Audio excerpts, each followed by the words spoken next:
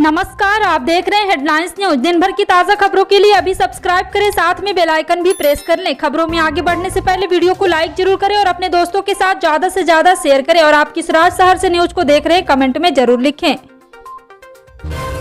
देश में बढ़ती महंगाई को लेकर कांग्रेस ने एक बार फिर मोदी सरकार पर निशाना साधा। कांग्रेस ने कहा है कि बीजेपी की सरकार ने देश के किसानों से आंदोलन का बदला उर्वरक की कीमतें बढ़ाकर लिया है और 1 अप्रैल से जनता पर 1,25,000 करोड़ रुपए से ज्यादा की महंगाई का बोझ डाल दिया है। कांग्रेस नेता रणदीप सिंह सुरजेवाला ने कहा है कि मोदी सरकार ने 62 करोड़ किसानों से बदला लिया है और डीएपी खाद की कीमत 150 रुपये प्रति बैग बढ़ाकर 1350 रुपये कर दी है। सुरजेवाला ने मोदी सरकार को तेल की बढ़ती कीमतों को लेकर भी आड़े हाथों लिया। उन्होंने कहा कि तेल की कीमतें बढ़ाकर मोदी जी आजकल गुड मॉर्निंग गिफ्ट दे रहे हैं। पिछले 12 दिन में 7.20 रुपये प्रति लीटर की वृद्धि हुई है। उन्होंने कहा कि अगर 2020 से 21 में डीजल की सालाना खपत 72,713 मीट्रिक टन को आधार माने तो पिछले 12 दिन में जनता पर जो अतिरिक्त बोझ पड़ा है वो 52,353 करोड़ रुपये है। उद्धव ठाकरे की नेतृत्व वाली महाविकास अघाड़ी सरकार को पिछले 2 साल से केंद्रीय एजेंसियों की मदद से अस्थिर करने की लगातार कोशिशें चल रही है। जब से जैसे को तैसा वाले अंदाज में बीजेपी को जवाब देने की तैयारी की जा रही है। मुख्यमंत्री ठाकरे ने बजट सत्र के आखिरी दिन साफ संदेश दिया है कि अगर सत्ता पाने की लालच में बीजेपी उन्हें जेल भेजना चाहती तो उन्हें जेल जाने में कोई डर नहीं, लेकिन वह कृष्ण के रूप में जन्म लेकर कंस का खात्मा जरूर करेंगे। ठाकरे एक्शन मोड में है, हालांकि वह स्वभाव से शांत और सुलझे हुए हैं तथा कम बोलते हैं। बीजेपी के साथ उनकी पार्टी शिवसेना का 25 साल पुराना रिश्ता रहा, लेकिन बीजेपी ने जब दगाबाजी की तो शिवसेना कांग्रेस और एनसीपी के साथ मिलकर अघाड़ी सरकार बनाई। हिजाब किताब की बात कर्नाटक में अब नया विवाद खड़ा हो गया। ये विवाद मीट यानी मांस से जुड़ा है, जिसे हलाल मीट कहते हैं। कुछ संगठनों ने इस पर प्रतिबंध लगाने के लिए सरकार को तल का अल्टीमेटम दिया है। आज गुड़ी पड़वा है, मतलब आज से हिंदू नववर्ष का आगाज होता है, यानी कि 3 अप्रैल को कर्नाटक में होसा तड़ाकू उत्सव होगा। इस दिन देवी देवताओं को मांसाहार का भोग लगाया जाता है और फिर उसके प्रसाद को लोग सेवन करते हैं। पाकिस्तान के प्रधानमंत्री इमरान खान के खिलाफ आर पार की लड़ाई में विपक्ष के नेता शहबाज शरीफ खुद ही घिरते नजर आ रहे हैं। जहां पाकिस्तान की संसद में इमरान खान के खिलाफ पेश अविश्वास प्रस्ताव पर 3 अप्रैल को वोटिंग होगी, तो वहीं मनी लॉन्ड्रिंग और आय से अधिक संपत्ति के मामले में शहबाज शरीफ की जमानत रद्द करने पर 4 अप्रैल को कोर्ट में सुनवाई होगी। ऐसे में इमरान सरकार ने कोर्ट में नवाज शरीफ के छोटे भाई और विपक्ष के नेता शहबाज शरीफ को घेरने की कोशिश की है। कर्नाटक में हलाल प्रतिबंध विवाद ने राज्य में गंभीर मोड़ ले लिया है। मुख्यमंत्री बसवराज बोम्मई ने शनिवार को कहा है कि उन्होंने सभी पुलिस अधीक्षकों और उपायुक्त को त्योहार के दौरान समस्या पैदा करने की कोशिश करने वाले तत्वों के खिलाफ सख्त कार्रवाई शुरू करने का निर्देश दिया है। कर्नाटक शनिवार को उगादी उत्सव मना रहा और उसके बाद रविवार को होसा तदुका मनाया जाएगा। विशेष रूप से दक्षिण कर्नाटक में लोग इस अवधि के दौरान मांसाहारी भोजन पर सामूहिक रूप से दावत देते हैं। हिंदुत्व कार्यकर्ता एक पूर्ण अभियान चला रहे हैं कि हिंदुओं को हलाल कटा हुआ मांस नहीं खरीदना चाहिए। आवश्यक दवाओं के मूल्य में किए गए भारी वृद्धि के खिलाफ शनिवार को प्रधानमंत्री आदर्श ग्राम गुनागेपुर में ग्रामीणों ने धरना प्रदर्शन किया।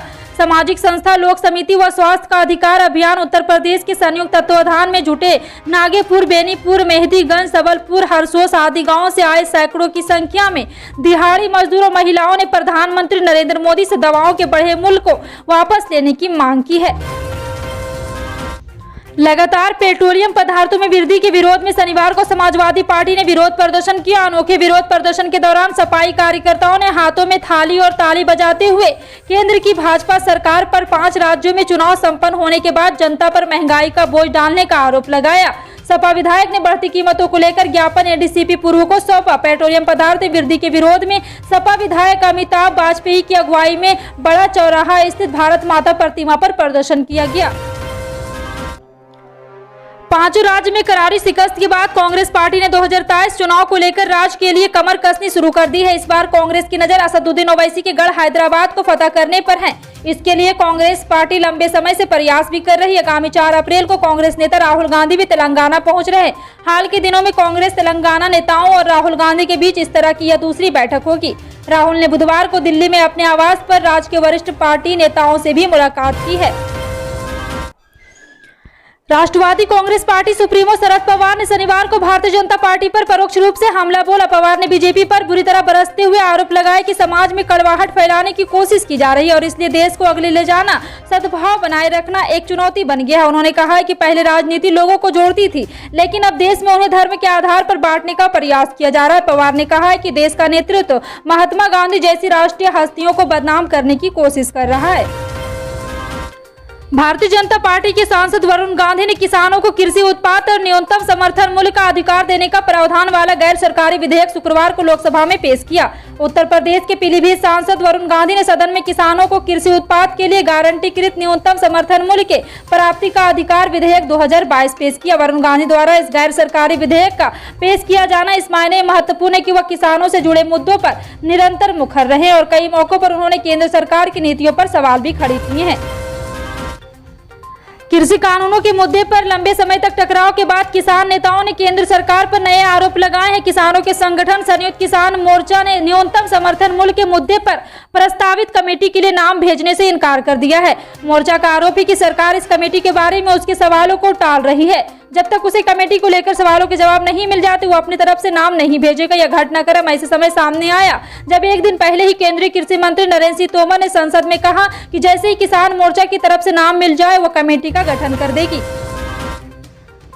समाजवादी पार्टी के राष्ट्रीय अध्यक्ष अखिलेश यादव से नाराज चल रहे चाचा शिवपाल सिंह यादव एक बार फिर यूपी की राजनीति में बड़ा उलटफेर करने की तैयारी में है। शिवपाल सिंह यादव ने सपा विधायक दल की बैठक में ना बुलाए जाने से नाराज चल रहे हैं और पिछले दिनों शिवपाल यादव ने मुख्यमंत्री आवास पर जाकर सीएम योगी से मुलाकात की तो सियासी गलियारों में सपा अध्यक्ष के भाजपा में शामिल होने की चर्चाएं शुरू हो गई है। हालांकि शिवपाल यादव ने भी बड़े बदलाव की बात कही थी। नवरात्रि के पहले ही दिन शिवपाल भाजपा में जाने वाली बात पर मुहर लगती नजर आ रही है। शिवपाल सिंह यादव ने अचानक से प्रधानमंत्री नरेंद्र मोदी और सीएम योगी आदित्यनाथ को ट्विटर पर फॉलो करके यूपी की राजनीति में गर्माहट पैदा कर दी है। कोरोना संक्रमण का खतरा लंबे समय के अंतराल के बाद टला है। ऐसे में छात्र छात्राओं, अभिभावकों और शिक्षकों को 2 साल की पढ़ाई का गैप दूर करना चुनौती से कम नहीं है।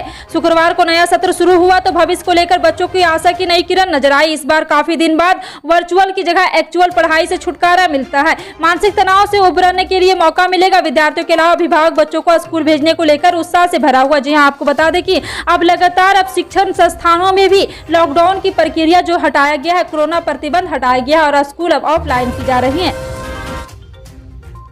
हाल ही में संपन्न हुए पंचायत चुनाव में कुकुड़ा मुंडा से जमीनी सदस्य चुनाव चुनी गई शिल्पा पेक्का को कांग्रेस की ओर से छत्तीसगढ़ का प्रवक्ता बनाया गया है। शिल्पा का पड़ोसी राज्य छत्तीसगढ़ का प्रवक्ता बनाए जाने को लेकर पार्टी कार्यकर्ताओं में उत्साह का माहौल है। कांग्रेस के वरिष्ठ नेताओं सहित कार्यकर्ता ने शिल्पा पेक्का को बधाई देते हुए उनके उज्जवल भविष्य के लिए शुभकामनाएं दी है। बता दें कि आदिवासी बहुल सुंदरगढ़ जिला के राजगंगापुर से सटे एक छोटे से गाँव कुकुड़ा मुंडा से जन्मी शिल्पा पेक्का क्षेत्र समेत जिले के कांग्रेस के एक कद्दावर नेताओं में शुमार की जाती है।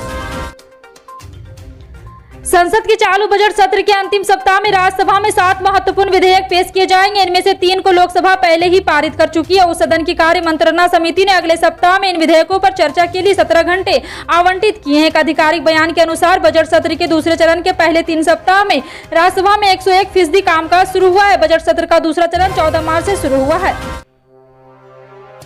महाराष्ट्र सरकार के मंत्री नवाब मलिक ने मुंबई हाईकोर्ट के आदेश को चुनौती देते हुए सुप्रीम कोर्ट में एक याचिका दायर की। दरअसल ईडी द्वारा उनके खिलाफ की गई कार्रवाई से संबंधित याचिका को मुंबई हाईकोर्ट ने खारिज कर दिया था। मनी लॉन्ड्रिंग मामले में नवाब मलिक 4 अप्रैल तक न्यायिक हिरासत में है। इससे पहले मुंबई में एक विशेष पीएमएलए शोधन निवारण अधिनियम कोर्ट ने कहा था कि गवाहों के बयान के आधार पर प्रथम दृष्टया मलिक की मनी लॉन्ड्रिंग में संलिप्तता नजर आती है। देश महिला सशक्तिकरण व महिलाओं को आगे बढ़ाने के लिए प्रोत्साहित कर रहा, लेकिन पानीपत की अनाज मंडी में महिला मजदूर का प्रवेश निषेध कर दिया है। पिछले 25 सालों से महिला मजदूर अनाज मंडी में काम कर रही थी, तो आढ़तियों व किसानों के फैसले ने उनकी रोजी रोटी पर संकट खड़ा कर दिया है। अब अनाज मंडी में कोई भी महिला मजदूर काम नहीं करेगी बढ़ती। और यहाँ पे आपको बता दें कि एसोसिएशन के इस फैसले लेने से महिला मजदूर रोष में है और गुहार लगा रही है कि हम कहाँ जाएंगे, हमें यहाँ से क्यों निकाला जा रहा। महिला मजदूर से बातचीत हुई तो उन्होंने कहा है कि आढ़ती अनाज मंडी में काम नहीं करने दे रहे हैं। महिला मजदूर ने कहा कि एक महिला व आढ़ती की मजदूरी को लेकर हुई झगड़ा हो गया था, जिसको लेकर सभी आढ़तियों ने महिला मजदूर को अनाज मंडी से काम नहीं करने दे रहे हैं। अप्रैल की शुरू होते ही राष्ट्रीय राजधानी दिल्ली समेत देश के कई हिस्सों में भयंकर गर्मी शुरू हो गई। साथ ही साथ देश के कई हिस्सों में लू का भी प्रकोप जारी है। देश भर के मौसम की जानकारी देते हुए भारतीय मौसम विज्ञान विभाग के शीर्ष अधिकारी आर.के. जैनामणि ने बताया कि मार्च के महीने में पूरे देश में अधिकतम तापमान 33.1 डिग्री सेल्सियस रहा, जो अब तक का सबसे अधिक है। वहीं न्यूनतम तापमान 20.24 डिग्री सेल्सियस रहा है। देश में कोरोना के केसों में एक बार फिर गिरावट देखने को मिली है। स्वास्थ्य मंत्रालय के अनुसार बीते 24 घंटे में कोरोना के 1260 नए मामले सामने आए और कल 1335 नए केस मिले थे। वहीं 1404 लोग इस दौरान कोरोना की मात देकर ठीक हुए हैं। 83 लोगों की कोरोना से मौत हुई है। इसी के साथ अब कुल कोरोना मामले 4,30,27,035 हो गए हैं। कुल मौतों की संख्या बढ़कर 5,21,264 हो गई है। फिलहाल आपका इन सभी खबरों पर क्या कहना है, कमेंट सेक्शन में टाइप करके जरूर बताएं। पल पल की अपडेट जानने के लिए जुड़े रहें आप अपने हेडलाइंस न्यूज के साथ।